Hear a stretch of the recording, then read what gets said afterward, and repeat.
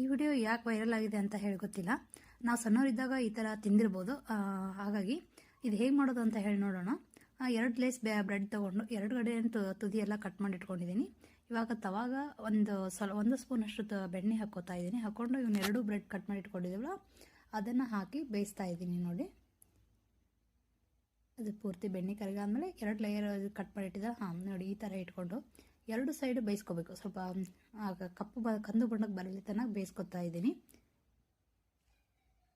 ನಾವು ಸಣ್ಣವರಿದ್ದಾಗ ಇದನ್ನೇ ಹಾಲು ಬ್ರೆಡ್ ಮೇಲೆ ಹಾಲು ಹಾಕೋತಾ ಇದ್ದೀವಿ, ಬಟ್ ಉಲ್ಟಾ ಆಗಿ ಹಾಲಿನಲ್ಲಿ ಬ್ರೆಡ್ ಎತ್ಕೊತಿರ್ತೀವಿ. ಸ್ವಲ್ಪ ಚೇಂಜ್ ಇದೆ. ಹಾಗಾಗಿ ಇವಾಗ ತುಂಬ ಫೇಮಸ್ ಆಗಿರೋದ್ರಿಂದ ಮಾಡ್ತಾ ಇರೋದು. ನೋಡಿ, ಇವಾಗ 2 ಸೈಡ್ ಬೇಯಿಸ್ಕೊಂಡಾದ್ಮೇಲೆ ಇದ್ರ ಮೇಲೆ ಸ್ವಲ್ಪ ಹಾಲು ಹಾಕ್ತಾ ಅದನ್ನ ಕೆಳಗಡೆ ಇದ್ದಿದ್ದನ್ನು ಕೆಳಗಡೆ ಬ್ರೆಡ್ಡಿಗೆ ಸರಿಸ್ಕೊತಾ ಇದ್ದೀನಿ. ಸ್ವಲ್ಪ ಹಾಲು ಹಾಕಿ ಬೇಯಿಸ್ಕೊತಾ ಇದ್ದೀನಿ. ನೋಡಿ ಎಷ್ಟು ನೀಟಾಗಿ ಬರ್ತಾ ಇದೆಯಲ್ಲ. ಈ ಥರ ಮಾಡಿಕೊಂಡು ಇದ್ರ ಮೇಲೆ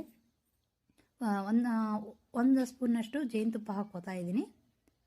ನೋಡಿ, ಇವಾಗ ಗ್ಯಾಸ್ ಫ್ಲೇಮ್ ಆಫ್ ಮಾಡ್ಕೊತ ಹಿಂದ್ಗಡೆ ಸೈಡಿನೂ ಸ್ವಲ್ಪ ಜೇನುತುಪ್ಪ ಹಾಕ್ಕೊಂಡು ಇವಾಗ ನೋಡಿ ಪ್ಲೇಟಿಗೆ ಸರ್ವ್ ಮಾಡ್ಕೊತಾ ಇದ್ದೀನಿ. ನೋಡಿ ಎಷ್ಟು ಚೆನ್ನಾಗಿ ಬಂದಿದೆ ಅಲ್ವಾ. ಈ ಥರ ನೀವು ಒಂದು ಸಾರಿ ಟ್ರೈ